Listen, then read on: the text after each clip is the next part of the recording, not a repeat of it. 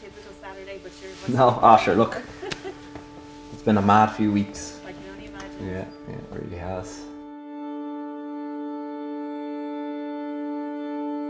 My name is Peter O'Toole. I'm an advanced nurse practitioner. I work in St Michael's Hospital in Dun Laoghaire. I knew fairly quick that it was something I enjoyed. Once I started my first placement, I could see that the stigmas, I suppose, that's put on it that it is a female role is really ridiculous. It's not, it's maybe back in the day it was, but certainly not anymore. Yes, there is a compassionate element to it, so you do have to be a compassionate person. If you aren't, it certainly wouldn't suit you. So there's 4 of us in the house. There's myself and my wife Maria, who's an intensive care nurse in St Vincent's Hospital, and there's my 2 kids, 2 boys, James and Kieran. Not much of that when you have kids, when you're on your day off just by yourself. You're minding the kids is my main hobby. There was a huge stress when we saw what was happening in Italy and Spain. I remember there was a couple of sleepless nights here with myself and Maria, and a lot of conversations of this is going to be absolute hell. We probably don't talk about work as much as we used to. I suppose there was a time when she worked in the intensive care and I was in the emergency department, and we would have been dealing with very stressful situations really on a more or less a daily basis. With people dying, devastation, having to deal with that, plus just the very long shifts, having to do nights together, which was difficult because we'd have to sleep in separate rooms, because trying to sleep in the same room when you're on nights is just not really possible. You become very obsessed with the amount of hours sleep you get when you're on nights. But at that time it would have been very good. You'd nearly be counselling each other over something you've seen in work. Our jobs now aren't as dramatic as they used to be, but it's useful, I suppose, to be able to talk to your partner about work and about the emotions it can bring, because it is a job that can drain you emotionally. It's good to be able to come home and talk to someone that totally understands. Our specialist area is chronic illness.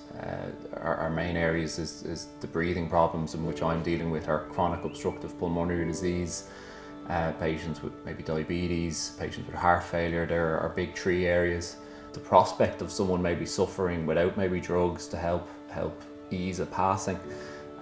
So we were having a lot of communication with our palliative care team, and that gave me reassurance to say, well, even if things do get really bad, at least we have people here that are skilled and people with the knowledge to deal with that, and people that were prepared, I suppose, for a huge surge of patients coming that were in great distress or dying. Patients, as we know, that get COVID can become very unwell. Some of them will need a long hospital stay. Some patients may only need a night or 2 in hospital, and they're still quite unwell, but well enough to go home. So we monitor them at home to make sure they don't become any worse. So what we do is we send them home with a pulse oximeter, which is a little machine that goes onto the patient's finger, and it gives you their oxygen levels and their heart rate. That links to their phone and it uploads data. The patient's prompted to put in the data 4 times a day, and then I receive the data 4 times a day in the hospital, or on my phone as well. I can receive it and I check that, and I also have it's also linked to my phone, so if the patient puts in a low number, a number that I wouldn't be happy with, my phone alarms and I can contact the patient straight away. So it's worked well.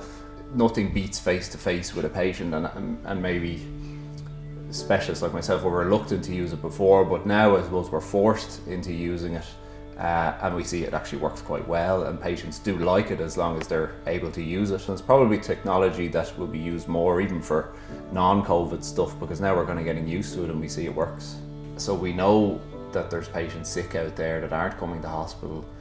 They probably don't have access to their GP like they did before, and we are worried that they are sick at home, and we do know that they will come eventually, but we're worried that when they do come, they're going to be a lot sicker than if they had come earlier. So I suppose the thing is for them to not be scared. The emergency departments are running well. We've pathways where when a COVID patient comes in, they're redirected to a different part, and the patients with non-COVID are kept well away from them. So the emergency departments are safe. So we'd urge them really to come, and that they will get treatment in a timely, efficient and in a quality manner, I suppose. We're we're trying to keep it as light-hearted as possible, trying to take off the PPE. You have to do most of it in the room with the patient, and I suppose it's nice for the patient to see you somewhat kind of normal before you go out of the room. You can look back and give them a wink or whatever. Staff are really being helpful in regard to even putting on PPE. You know, they're really looking out for each other, making sure masks are on properly, because it could be, certainly as we're going into it, you're getting quicker at putting it on. You could easily walk into a room without putting your goggles on or something like that. So your staff are really looking out for you. You know, they'll let a shout out that you haven't got your goggles on, and you really need that. That's what we're there to look out for each other.